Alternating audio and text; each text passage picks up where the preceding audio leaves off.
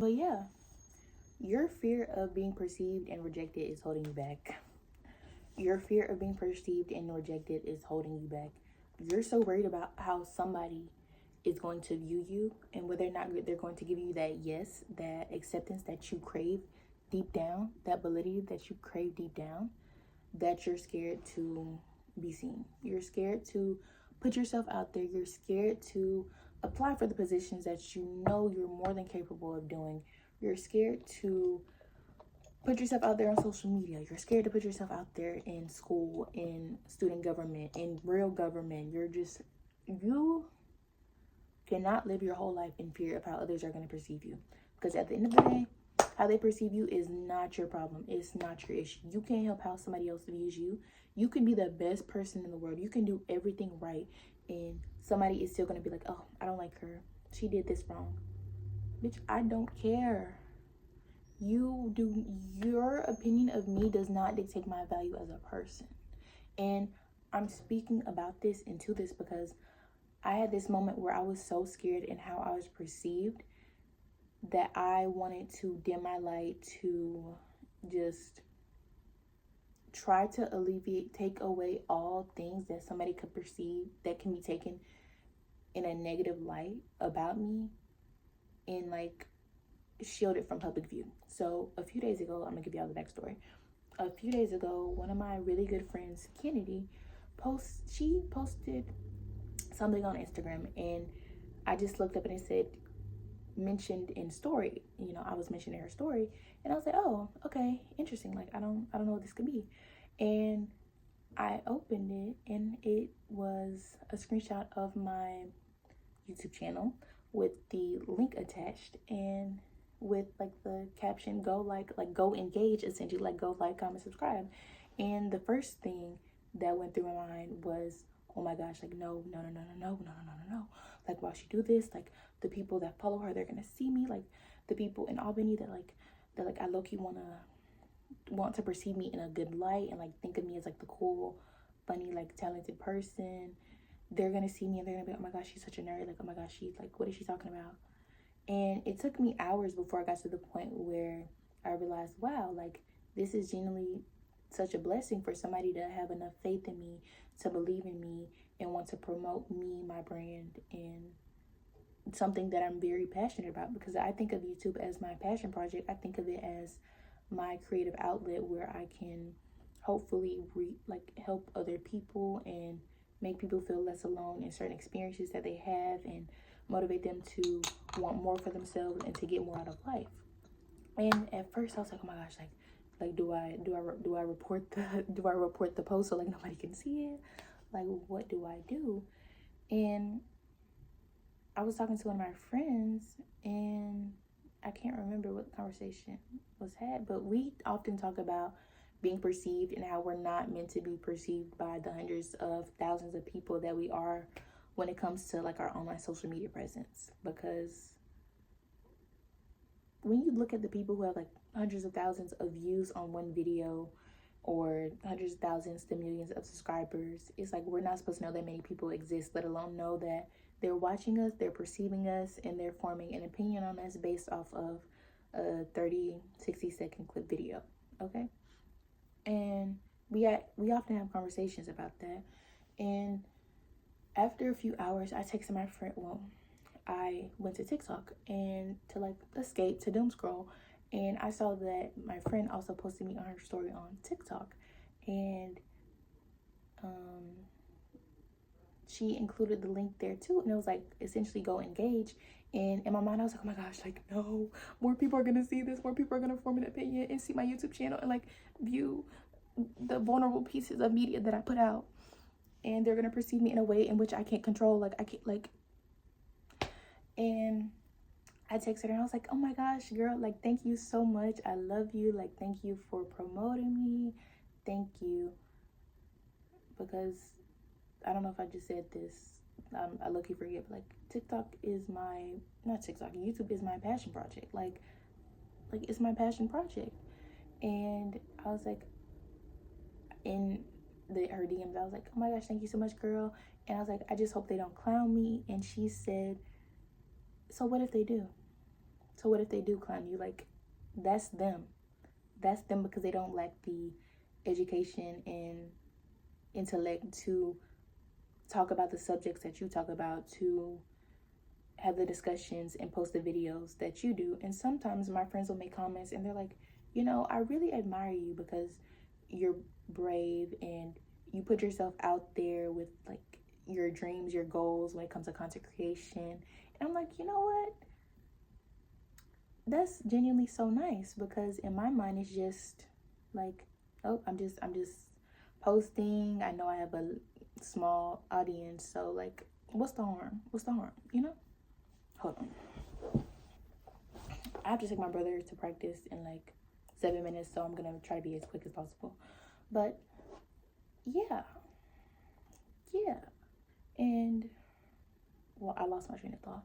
But it took me a couple of hours and I was like, Kimora, step back and think about this really. You're letting people you don't know, that don't know you, that don't know your middle name, your last name, how to even pronounce your first name, your birthday, your beliefs, make you feel insecure about yourself, make you feel insecure about your vulnerability. And they didn't even, the fact is, we're so scared of being perceived because of what we think other people say instead of what they actually say. Because a lot of times people just see your stuff and scroll on, move about their day, but you're over here trembling with fear about, oh, they might think this. You don't know them. They're really not paying as much attention to you as you think they are. And even if they are, who cares? Like, sometimes you just have to become detached from certain circumstances, especially when it's people that you aren't going to see face to face, that you are never going to have a real conversation with, that aren't, the only way they see you is through your social media presence. And same thing goes for in real life. Let's say you're in the corporate world and you want to go for a job position, but you're scared to be seen because you think that, oh, if I go for this position, like, I'm going to be seen more, like, they're going to observe me more, they're going to have, like, I'm giving them an opening to judge me and to make comments about me. Baby, everybody's just trying to survive. Everybody's trying to feed their family, feed themselves in this economy, take care of themselves. Everybody is so in their own mind that they're not really paying attention to you. And if they are paying attention to you, just like be delusional and be like, oh my gosh, like, fan behavior, like, got y'all, hater behavior, like, I got y'all pressed for what? Sometimes you just have to take a step back and be like, I really am that person, like. And why do I care about the opinions of people? We want to be liked so bad and accepted. It's like, oh my gosh, I want to be liked and accepted. You don't know that person. You don't even like them. Why do you want to be liked and accepted by them? Why do you care? Like, you don't know those people. They don't know you. If you got sick, if you died, they would not be at your doorstep, banging on the door, at the hospital, at your funeral, bringing you soup, giving you a place to stay, giving you anything. So why do you care about how they perceive you? Why do you care? That's what holds us back a lot, because I remember the first thing that I wanted to do whenever my friend posted my channel, I literally went and privated a few of my videos. Then I had to step back and see, like, oh wait, this video got 99 views and there was like some engagement in the comments and somebody could relate to what I was saying. So why am I letting what these people that might or might not come from her TikTok or Instagram or wherever she posted me at, why do I care more about how they might potentially perceive me? They might not even freaking open the link, because I tap through so many Instagram stories. I don't even look. I just scroll. I don't pay attention. You're gonna let what they might potentially say way more than what people who are actually benefiting from your content say. And the same thing can be applied to like real life stuff, you know? But essentially, don't hold yourself back. You are capable. Hi guys, let me take my AirPod. We're back. We're in a new location this time. I dropped my brother off at basketball practice and we're gonna leave to get him in 15 or so minutes, but my grandma and we went to get something to eat, and now she's looking for a bag to travel with, I guess. but I'm trying to remember where I left off. But essentially, the direction that I wanted to steer the conversation in was talking about how, with the fear of being perceived, it's not just that you're afraid to be perceived, baby. It's not just that. You're afraid to be rejected. You're afraid that if you open up, that if you give somebody access, if you're vulnerable, then you lose control. Then if you're vulnerable, then they have something to use against you. If you're vulnerable, then they can reject you. Everybody wants to be nonchalant YNs. Nonchalant YNs, nonchalant YNs. No, no. Be chalant. Be chalant. Feel. Have emotions. Be vulnerable. I know that there are risks that comes with being vulnerable. Trust me. Trust me.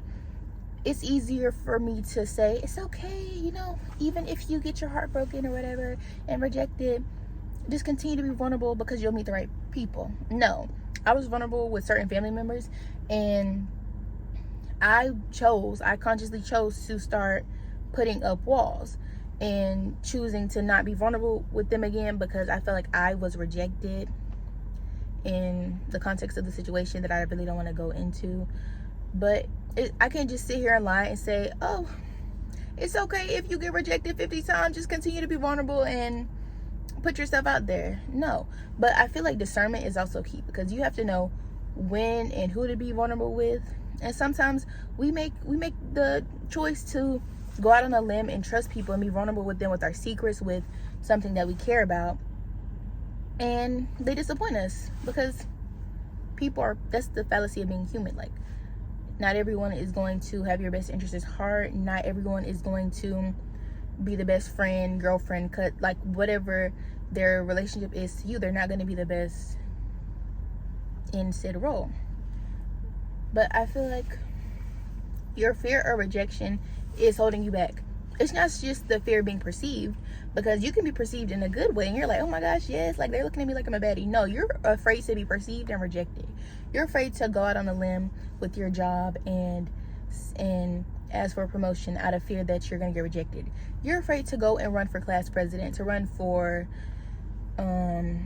treasurer, to run for secretary, because you think, if I put myself out there, if I spend all my time and energy into something that I genuinely want to do and I get rejected, then what am I going to do?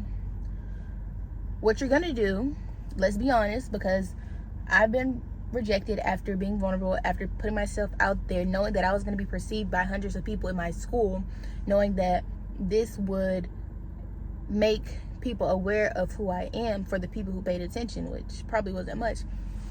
But to be honest, it's okay. Take time to mourn. Like, after you put yourself out there and let's say you got rejected, take time to mourn. Like, I cried. I'm not gonna lie, I cried. But that's okay. I'm gonna finish this in a minute. This is the longest it's taken me to sit down and record a freaking video, because every time I get up, every time I record or try to record, it's always something going on. But anyways, I left off again by saying, when you get rejected, take time to mourn, okay? Everyone's like, okay, cool, push it, keep moving. Yeah. Give yourself like 30 minutes, an hour, depending on how big it is, a day to accept the rejection. Just be grateful for the opportunity, and that's for work, but like just in life, just take a day, 2-3 days at max, to mourn the rejection and just look at it from the perspective of, okay, I got rejected, cool, now what can I do to continue moving in the direction that's meant for me? Because obviously this group of people that I'm getting rejected from are obviously not for me. Like, they don't align with my pathway, they don't align with my end goal. Like, they're obviously not the ones that are going to propel me into the direction that I need to go in. Cool. So what do? You move on, because that's all we can do. That's really all we can do. But yeah, that's all I wanted to say on the whole. Your fear of perception and rejection is stopping you from being your best self. So I hope y'all enjoyed today's video. I hope you're able to take something away from it. And yeah, I will catch y'all on the next one.